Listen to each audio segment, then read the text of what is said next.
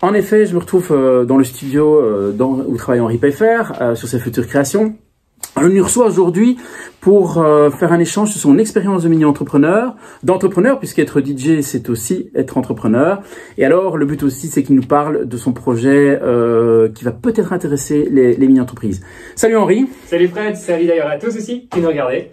Alors avant toute chose, merci de nous accueillir dans ce haut lieu de création finalement, parce que c'est ici que sont des titres comme Flames, Moving Myself ou encore le ton d'électrique qui passe actuellement sur les radios Going On. Ouais.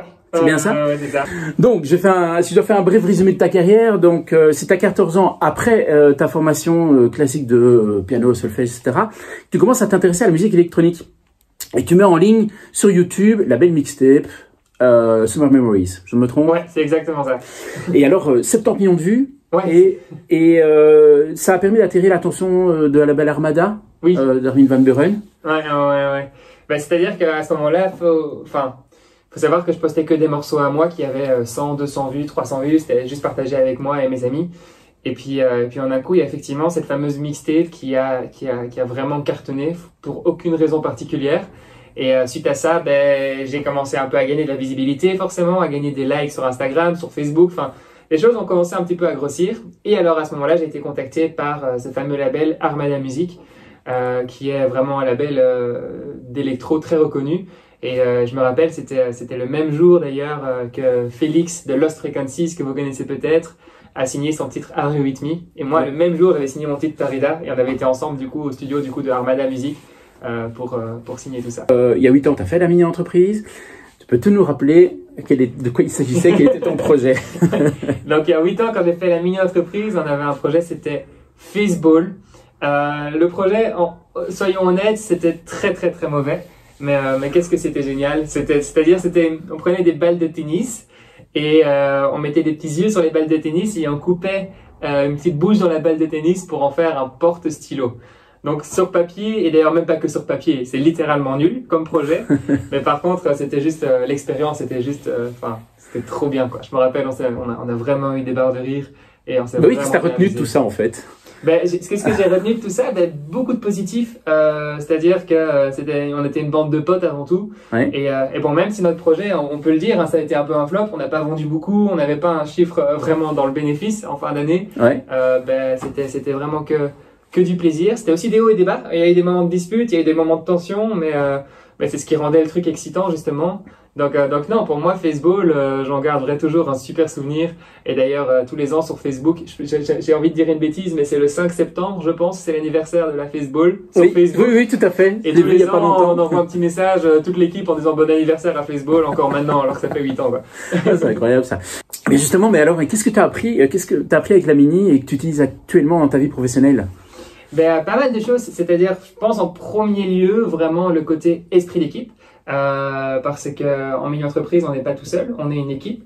Et tout comme moi ici, je suis pas tout seul, c'est-à-dire que même si quand on sort un morceau, c'est mon nom qui va être dessus, ou quand je vais mixer à Tomorrowland, c'est mon visage qu'on va voir. Il faut savoir qu'il y a vraiment une grosse équipe qui travaille avec moi, que ce soit les photographes, que ce soit quelqu'un qui gère la communication, que ce soit mes managers, que ce soit un label, un publisher. Enfin, il y a pas mal de gens qui travaillent avec moi. Et je pense que ça, c'est un des points très importants. Il faut connaître ses faiblesses et il faut connaître ses points forts. Et moi, par exemple, dans la musique, mes faiblesses, c'est la communication. Je suis très mauvais en communication.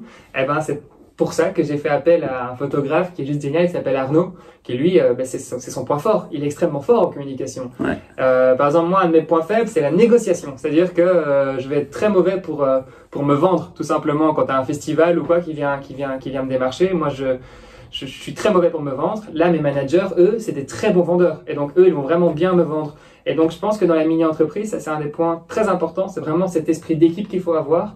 Et il faut que chacune des personnes de la mini connaisse ses points faibles et connaisse ses points forts. Et il faut utiliser ses points faibles comme une qualité pour quelqu'un d'autre. Et à l'inverse, il faut utiliser ses points forts aussi comme une qualité pour quelqu'un d'autre. Donc non, pour moi, c'était un des points très importants de la mini. C'était vraiment cet esprit d'équipe. Et en fait, finalement, c'est le partage de compétences. C'est vraiment le partage de compétences. C'est vraiment ça, c'est-à-dire... De talent même. Oui, c'est vraiment ça. Et ça, dans la mini, je pense que c'est vraiment ce qui, moi, a été fort mis en avant dans la mini. Dans nos études, on est toujours seul dans les études. Ouais. Et actuellement, avec le système d'éducation actuel, quand on passe une interro, on est seul à passer un interro. Quand on passe un examen, on est seul à passer un examen. Et au final, il t'imprègne un peu dans la tête un truc très individualiste. Là où la mini-entreprise, au contraire, on doit être une équipe pour faire une mini-entreprise. Et je pense que ça, c'est un des points très forts de la mini-entreprise. Et finalement, après tout ça, quelle est ta vision un peu de l'entrepreneuriat? Ma vision de l'entrepreneuriat, si elle devrait se résumer très rapidement, pour moi, réussir dans l'entrepreneuriat, c'est ne pas travailler. Je m'explique, c'est-à-dire que moi, tous les matins, quand je viens en studio, j'ai jamais la sensation de travailler et j'ai jamais eu la sensation de travailler. Je me suis jamais réveillé un matin en faisant je dois aller au studio. Non, parce que c'est mon plaisir, c'est ce que j'adore faire. Et je pense que c'est ça l'essence même de l'entrepreneuriat, c'est oser faire quelque chose de différent et oser en fait s'investir à 100% dans sa passion. Si on aime bien peindre, eh ben oser essayer de vivre de la peinture. Si c'est ça ta passion, essaye d'en faire ton métier. Donc ouais, non, pour moi c'était la musique et j'ai mis tout en œuvre pour essayer d'en faire mon métier et je suis très heureux d'aujourd'hui pouvoir vivre de ma passion. Génial ça. Donc là, on a plein de jeunes qui nous regardent. Si tu avais un conseil à leur donner pour ceux qui hésitent à se lancer dans la mini? Pour moi, si j'avais un conseil à donner pour les jeunes qui hésiteraient à se lancer dans la mini, ce serait oser. Tout simplement, oser le faire. Ça peut être un produit vraiment très nul, comme une balle en tennis dans lequel on met un porte-crayon. C'est-à-dire ce que nous, on avait fait. C'est pas grave. Je pense que la mini-entreprise...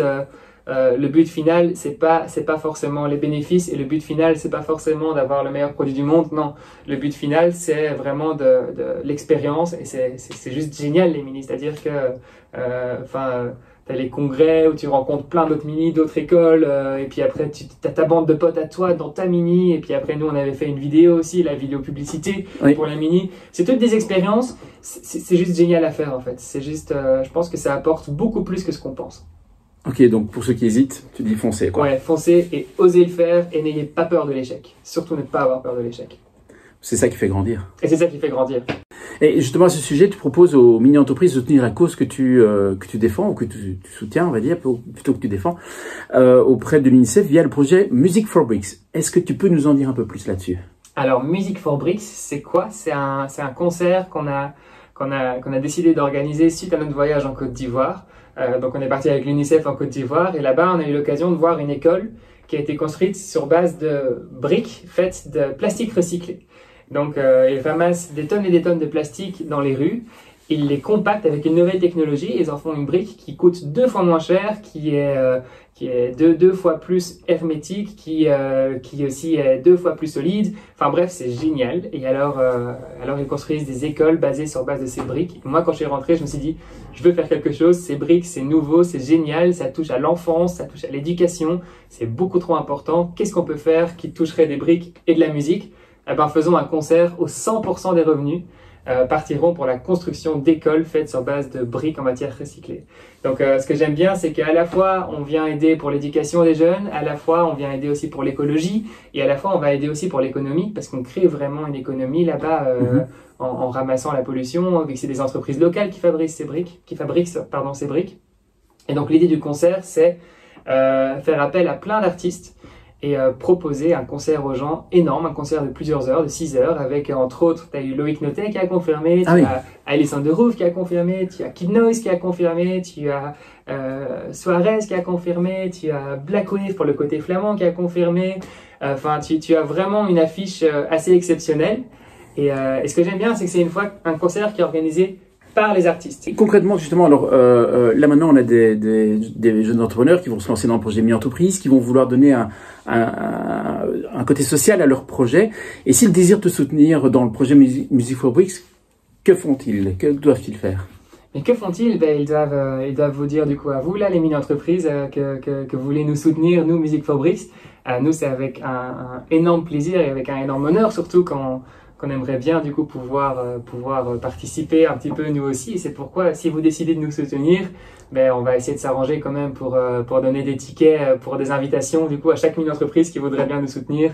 Et puis après pourquoi pas qu'on fasse une petite rencontre aussi ensemble. Je pense qu'il y a des trucs sympas à faire.